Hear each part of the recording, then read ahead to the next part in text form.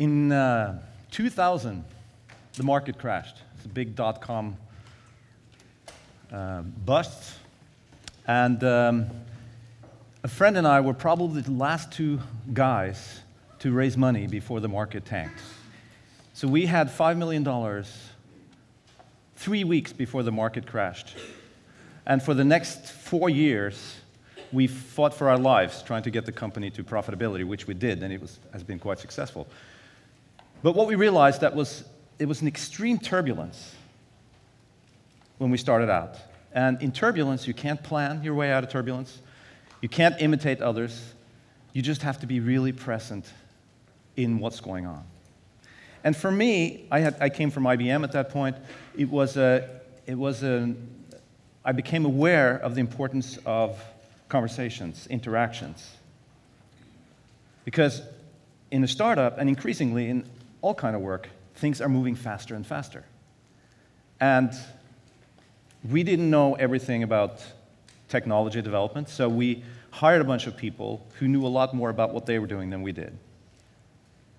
So you have to work with experts, and even if you're the boss, you don't always have the expertise. So really fast, really specialized, and highly complex. And if it wasn't complex, it was, at this point, it's being outsourced or automated. So you're left with really fast, specialized, and complex. And all of those three things cry for interactions, cry for conversations. So if it's really fast, you have to coordinate. You have to be in touch with the other players in order to make sure you are working in concert. If it's really complex, you have to make sure that you are fully interacting with the complexity in order to understand what the appropriate response is. And if you're working with experts, you have to interact in order to create something that's bigger than each of you. So that's jazz. Now, in jazz, one of the principles is that you postpone decisions about what you're going to play until you hear what's going on in the context. That's exactly what we do in conversations, too. You don't decide how to respond until you've heard somebody out. And that means that listening and being present in the moment is absolutely crucial. So I grew up with jazz. My mother was an artist, and she would listen to jazz when she, I'm just going to get the remote control. She listened to jazz when she made her paintings. So every night, she worked at night, so every night when I went to bed, I would listen to Coltrane or Miles Davis or Duke Ellington or somebody like that, Billie Holiday. And when I woke up in the morning, I would wake up to the smell of fresh paint or melted glass, and you can see here one of her pictures. She died at age 43 from a stroke, and she taught me to love music and to love art. And what's interesting with art is that it's always different. And she was always experimenting, so every morning the pictures would be different, and I could see how she was trying things out. We were always very broke, but she would always buy the best art supplies. And if you look at artists, if you look at how somebody paints, the process hasn't really changed in the last 500 years. And if you look at a group of musicians, you know, what has changed is not the fact that you have 4 people on stage. It's what they play. It's how they interact. And I think that's also a very important principle, is that you can't apply principles of efficiency to a group of people interacting. It's very little you can do with technology. I mean, what could you do to improve the efficiency of a quartet? 3 people? Maybe. Well, anyway, think about that. So tell Rembrandt, you can't spend so much paint. You know, it doesn't work, unless he's fixing his kitchen, I guess. So I'm going to introduce some fantastic musicians that I have today. I have Doug Weiss on bass and Adam Birnbaum on piano. They're right up from New York.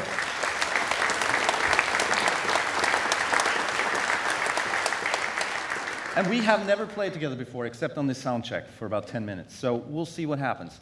Any jazz fans here? Yeah. Wow, a lot more than in Norway, where I come from. That's great. We're going to start out with a song called Summertime, just because it's a shared reference that we probably have.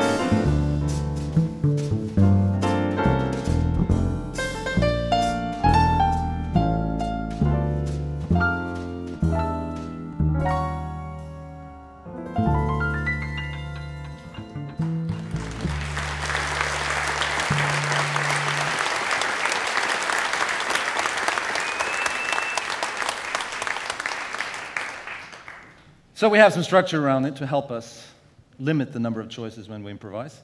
And that's what a song is, in a sense. And once you count off, even if I'm the leader, I'm out of control.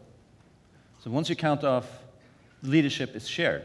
And did you notice how Adam, in the end, took leadership to signal how we were going to end? You know, that's what happens. And you can't sort of, if you resist that, you destroy the performance. So you have to be really attentive to what's going on in the group.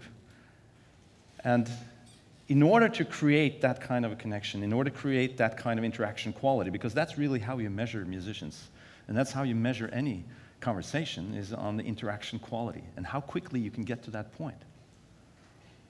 So how do you get to that point? How do you create that kind of presence that quickly? I mean, you know, these guys had 15 seconds to get on stage, and immediately they're in that moment. And there are a couple of barriers that we can overcome, and and a lot of it has to do with worrying. So a lot of people worry, and that prevents them from being present. And also, sometimes you're not really motivated. You'd rather be on your phone, or there's an option that's more valuable at the time. So how do you create that kind of presence? And I think one of the things you can do is because you worry about your own performance. How do I perform? And I think one way you can really increase that is through simplification. Because you can't always do something with people's skills when you're on stage, when you're in the conversation, but you can always simplify. And I mean, that's one of the major and most important tools when you're approaching complexity, is simplification. So the most important way we can simplify to increase the mastery when we play is through allowing people to do things their own way. Once you count off, you're out of control. You can't tell people how to do things because the interaction is going to suffer. So we can simplify by letting people do things their own way. We can simplify by playing less. And in fact, if you listen more, you'll play less. So those things work hand in hand. You can simplify by not evaluating yourself in the moment of creation. That's something that all professionals know. You never think, it's like, if you're having good sex, if you start thinking about whether it's good, it's no longer good. And the same is true in any kind of flow situation. So the other thing is, and that's something that Jim Doty talked about yesterday, which was compassion. And I think not only do we worry about our own performance, we also worry if people like us and if we're okay. And I think all great artists realize that you can be at your best if you are completely yourself. And I think the way to be yourself is to be compassionate. And I think that's a trait that all great musicians share. And I remember once being in a master class at New England Conservatory when I was a freshman, and a very famous sax player had a master class. And I was up on stage, and he started to yell at me. And my presence was completely gone, and I just felt devastated. I was unable to hear anything. And I think the great musician, and he was a great musician, and the advice he gave me was actually quite good, which was, he said, if somebody tells you to try red shoes, try red shoes. So it was not a bad suggestion, but it was just the way he said it. And I think great musicians, like the people we have on stage today, they show this compassion, which creates this reciprocity, and it makes you feel better. It makes you feel like you can do anything. And I think that's one of the things that really good musicians do, and really good interactors do, is they give you this confidence that you can do more than you realized. So the third thing is, of course, whether we are motivated to be here at all. And I think the major motivation and the major productivity, way of measuring productivity today is really, are you having fun? Because you'll never be really good if you're not having fun, and it's not going to be very fun if you're not really good. So having fun is about learning and experimenting and interacting. People love that. We all love that. We are interactive. That's what we're made to do, to interact with our environment. And I think there are three very typical things in an ensemble like this that helps us be motivated and helps us have fun. And one is the ability to experiment, like I was watching my mother. And the beauty of doing something that is always different, because jazz is always different, is that you always get to experiment. And that's how we learn, by trying things out. So Miles Davis said, I think, and he probably learned it from Charlie Parker, if you make a mistake, do it again. Art Blakey said, if you make a mistake, do it loud, because he was a drummer. So, you know, there are all these advices about making mistakes and learning from them and exploring the mistakes. If you repeat a mistake 3 times, it becomes a pattern, and somebody else can furnish themselves around that pattern. So learning from experimentation, I think the fact that we all have very clear responsibilities because we're complementary roles, it's a small group, you feel that you have an impact, you feel that your role is important, and you're empowered to make the decisions about what to do in time. And the third thing is the fact that we are a small group and we are seen. We get to play solo. We get to be in front of an audience. And when we do that, we all have to take risks. So we're going to take a little risk now because we're going to do something that Daniel Pink last year called uncommissioned work, which is that that's where the real art happens. So instead of playing a song, we're just going to start from scratch. But I want a pitch from you. Can you give me a pitch? Just start. Okay, don't do it. See, now she said, so now everybody else is going to say it because she's sort of, it's a shaper.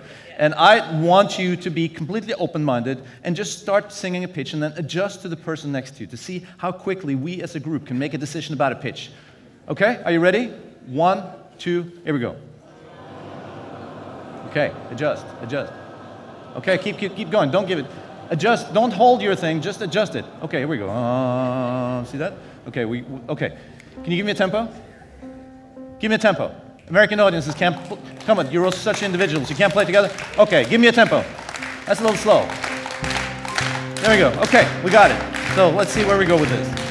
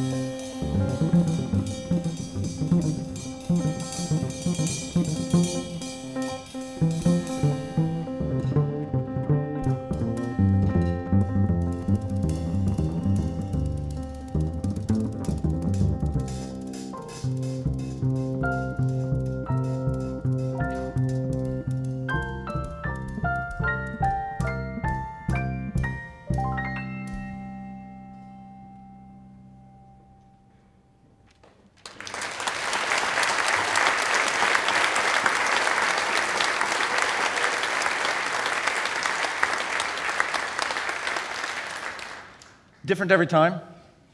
So efficiency is not as important as effect. And once we're in an interaction, we totally focus on the effect.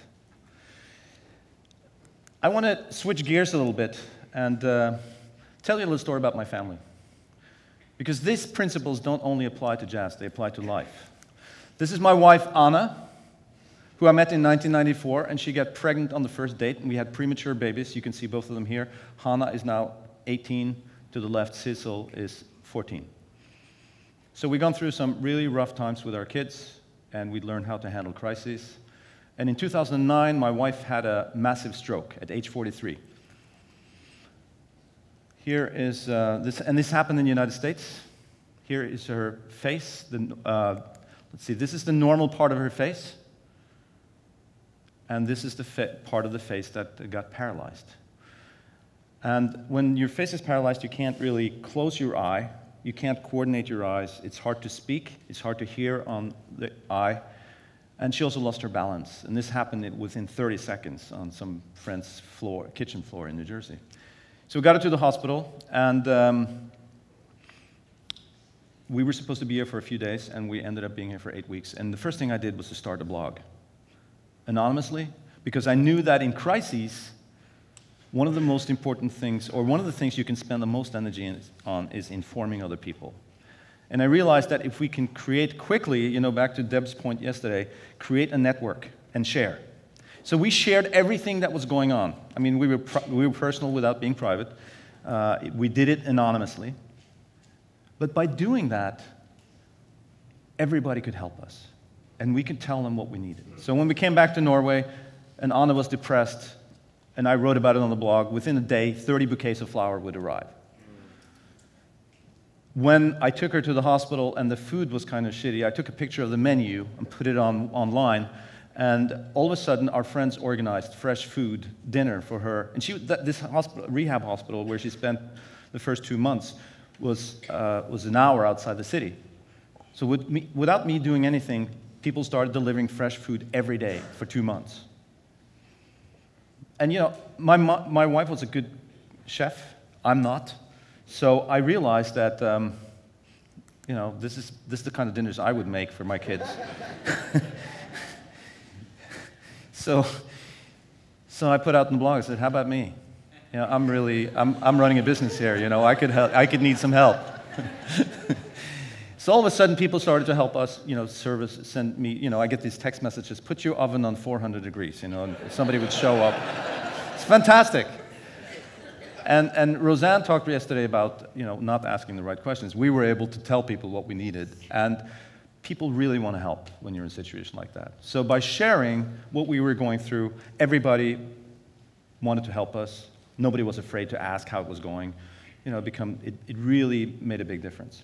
The other thing we did was, so that's about sharing. That's all I was talking about. Every weekend, or as often as we could, once we were trying to create a new and normal life, it's been very hard, we would go to our summer house. This is a picture of our summer house in Norway. It's about 30 minutes from Oslo. If you're ever there, let us know. You can come and stay there. And one day I was looking out the window, I was inside, and my wife really likes gardening. So she was outside gardening, not on her knees because she can't walk. And I could see that she was crying. So I walked up to her, went out, and I just held her. And I said, why are you crying? And she said, I'm crying because I've created so much suffering for the people I really love. And at that moment, I had an epiphany. And that was that we are on a journey, and we've come to a fork in the road. And I said that. I said, you know, we are on a different journey. And this is not a journey we have chosen, but it's a journey full of opportunities. And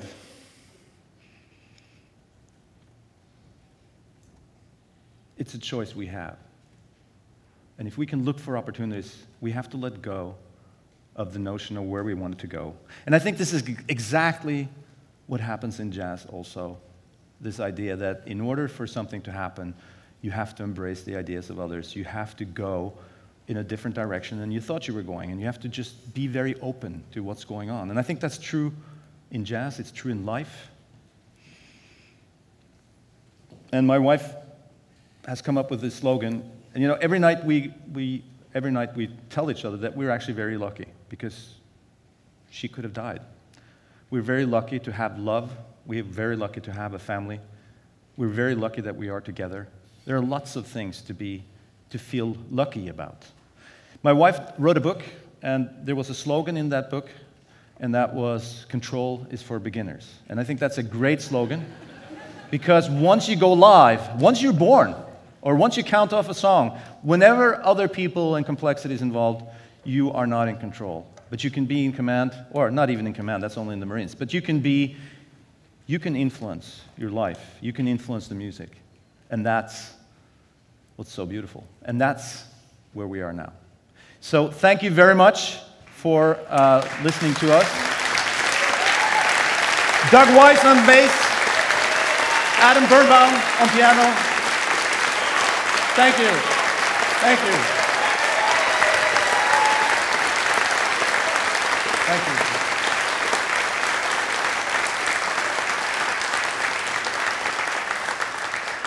I don't know if we have time for one more song. Yeah? Okay, so could we do It Could Happen to You? Okay, let's do it.